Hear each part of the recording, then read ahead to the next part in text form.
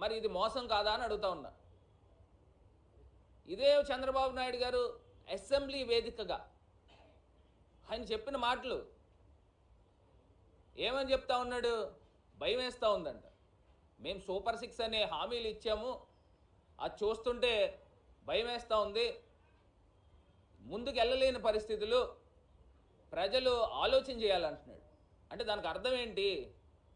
నీ సూపర్ 6 హామీలన్నీ ఎత్తేస్తావనే కదా, దానికి అర్థం ఏంటి? ప్రజలు ఆలోచన చేయాలి. ఇంకా నయం అర్థం చేసుకోండి, ఇంక నేను ఇవ్వలేనని డైరెక్ట్గా చెప్పేలే. అదే నాదెండ్ల మనోహర్ గారు మంత్రివర్యులు, ఆయన క్వశ్చన్ అవర్లో డైరెక్ట్గా చెప్పాడు 3 సిలిండర్లు ఇవ్వలేము అని.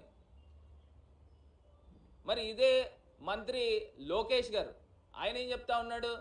అందరినీ కూర్చోబెట్టి మాట్లాడి ఎంతమంది పిల్లలు ఉన్నారో ఐడెంటిఫై చేసుకుని, అసలు ఏంది ఐడెంటిఫై చేసేది? కలెక్టర్లకి సచివాలయాల వారీగా ఏ సచివాలయంలో ఎంతెంతమంది తల్లులు ఉన్నారు, ఎంతెంతమంది పిల్లలు స్కూల్స్కి వెళ్తున్నారు అనేది ఎంతసేపు ఆ డేటా తీసుకోవడము? మరి దానికి కూడా మంగళం చెప్పిన పరిస్థితులు. మరి ఇదే ఎలక్షన్ క్యాంపెయినింగ్లో మరి ఏ రకంగా మాటలు చెప్పారు? 15,000 15,000 15,000 18,000 18,000 18,000 అని ఈ రకమైన మాటలు మాట్లాడి, ఇంకొక ఎవరో పాపం చిన్న పాప ఎవరో వస్తే మంచి హుషారుగా ఉంది, ఈ అమ్మాయికి కూడా 15,000. అసలు ఏం జరుగుతుంది? అసలు మీకన్నా అసలు డ్రామాలు ఆడేవాళ్ళు నయం. అంత గొప్పగా ప్రజల్ని వంచి డ్రామాలు ఆడారు. మేము అప్పటికి బేసిక్గా చెప్తాను ఉన్నాం, మరి ప్రజలు ఏ రకంగా ఆలోచన చేసి చంద్రబాబు నాయుడు గారు మాయలో పడ్డారో అర్థం కావటంలే. మరి రైతు భరోసాకి మంగళం పలికారా? అమ్మఒడి మొత్తం అందరి పిల్లలకి ఇచ్చేస్తూ ఉన్నారు, మరి దానికి స్వస్తి చెప్పారు. మరి అదే రకంగా 1,500 రూపాయలు 18 సంవత్సరాలు దాటిన ప్రతి మహిళకి డబ్బులు ఇస్తూ ఉన్నారు, నెల 1,500. ఎక్కడికి వెళ్ళిపోయినాయి ఆ డబ్బు? ఎప్పుడు ఇస్తారు? దానికంటే ఒక నిర్దిష్టంగా చెప్పాలి కదా. మాకు ఇప్పుడు మేము సంపద సృష్టించిన తర్వాత 5 సంవత్సరాలు పోయేకి ఇస్తామని చెప్పాలా? లేకపోతే ఏదో ఒకటి చెప్పాలి కదా. ఎప్పుడు చెప్తారు? ఎప్పుడు ఇస్తారు? మరి రాష్ట్ర వ్యాప్తంగా ఉన్న మహిళలందరూ కూడా ఎదురు చూస్తూ ఉన్నారు. ఇది కాకుండా రైతు భరోసా 20,000 ఇస్తానని చెప్పారు. ఏది 20,000 ఎక్కడుంది? ఈ పాటికి జగనన్న ఉంటే డైరెక్ట్గా రైతు భరోసా వచ్చేసి ఉండేది రైతులకి. మరి తల్లులందరికీ కూడా అమ్మఒడి వచ్చి ఉండేది. మరి చేయూత సుమారుగా 25,000 రూపాయలు సంవత్సరానికి దగ్గరగా అది ఇస్తానన్నారు. అది కూడా ఈ పాటికి అందుండే సందర్భాలు. పిల్లలు చక్కగా స్కూల్ యూనిఫామ్తో ఎంత టైడీగా స్కూల్స్కి వెళ్ళే పరిస్థితులు. ఉత్తినే చెప్పలా పేదవారు పెత్తందారులు అనేది, మరి ఇవాళ నేరుగా కనబడతా ఉంది.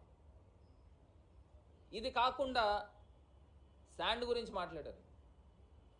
ఇసుక కొండలు ఉండే, ఏమైపోయినాయి నాయన ఇసుక కొండలు?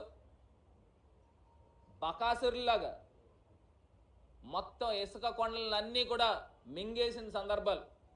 స్థానికంగా ఉన్న ఎమ్మెల్యేలు ఇదే నేషనల్ హైవే పైన హుండాయ్ షోరూమ్ కానుకుని, నాకు తెలిసి ఇసుక కొండ ఎప్పుడు కూడా నేను చూడలే, అంత పెద్ద కొండలు ఉండే. గత ప్రభుత్వంలో అవన్నీ కూడా స్టాక్స్ పెడితే 4 రోజులు తిరగకుండా బకాసురులాగా దాన్ని మొత్తం మింగేశారు. నాకు ఒకటి అర్థం కావట్లా, ఎక్కడికి వెళ్ళిపోయింది అది? ఫ్రీగా ఇచ్చారా? ఎవరికి ఇచ్చారు ఫ్రీగా? 4 రోజుల్లో ఫ్రీగా ఇచ్చేయడం ఏంటి? సుమారుగా 10 కోట్ల రూపాయలు విలువ చేసే ఇసుకని మరి ఎమ్మెల్యే స్వామిమాల వేసుకుని ఏ రకంగా మరి చేసాడనేది ఒక్కసారి రాజమహేంద్రవరం ప్రజలు ఒక్కసారి ఆలోచన చేయాలి. ఫ్రీగా ఇచ్చారా? ఎవరికి ఇచ్చారు? ఇప్పుడు ఇసుక కావాలనంటే సందర్భాలు ఏంటి? ఇసుక కావాలనంటే ఎవరికైనా వస్తుందా? నిజంగా ఆ స్టాక్స్ ఉంటే ఈ వరదల టైంలో ఆ స్టాక్స్ అన్నీ కూడా ఉపయోగపడి ఏం చేశారు? 4 రోజుల్లో మింగేశారు. ఇదేనా మీ కొత్త ప్రభుత్వం యొక్క పరిపాలన? జగనన్న ప్రభుత్వంలో ఆ స్టాక్స్ అన్నీ కూడా నిల్వలు పెడితే ఆ నిల్వలు ఎమ్మెల్యేలు అంతా కూడా కలిపి దోచుకున్నారు అందరూ కూడా. అక్షరాల 10 కోట్లు తక్కువ విలువ చేయకుండా ఉండే ఆ ఇసుక కొండలు వీళ్ళు మాట్లాడుతూ ఉన్నారు. నీతి నిజాయితీల గురించి వీళ్ళు మాట్లాడుతూ ఉన్నారు. మొత్తం సెటిల్మెంట్ బ్యాచ్లు జరుగుతూ ఉన్నాయి రాజమండ్రి వ్యాప్తంగా. అసలు ఎప్పుడైనా మనం చూసామా? డైరెక్ట్గా కొన్ని ప్రాంతాల్లో అయితే ఎమ్మెల్యేలు నేరుగా కలెక్టర్ల దగ్గరికి వెళ్ళి మా ప్రాంతంలో మేము క్లబ్బులు నడుపుకుంటాం, ప్యాకాట క్లబ్బులు నడుపుకుంటాం అని డైరెక్ట్గా అడుగుతున్నారు. ఇది ఎక్కడ ప్రజాస్వామ్యం? అసలు మా ప్రభుత్వంలో ఎవరైనా పేకాట ఆడితే ముందర అరెస్ట్ అయ్యేవారు. ఆ సందర్భాలు కనబడే. ఇవాళ డైరెక్ట్గా ఎమ్మెల్యేలే ఉండి దగ్గరుండి ఆడిస్తూ ఉన్నారు. అసలు క్వారీ ప్రాంతంలో, ఆనంద్ నగర్ ప్రాంతంలో రాత్రి తెల్లవార్లు పేకాట క్లబ్బులు జరుగుతూనే ఉన్నాయి. ఇక్కడ రైల్వే స్టేషన్ దగ్గర ప్రాంతంలో ఈ మధ్య ఏదో పైనుంచి ఏదో కొంత మొట్టికేలు పడితే అక్కడ ఆపినట్టున్నారు. కానీ క్వారీ ప్రాంతంలో మటుకి యథేచ్ఛగా జరుగుతూ ఉన్నాయి. ఇదంట మరి గాలి వార్తలు కాదు, వాస్తవాలే నేను చెప్తా ఉన్నా.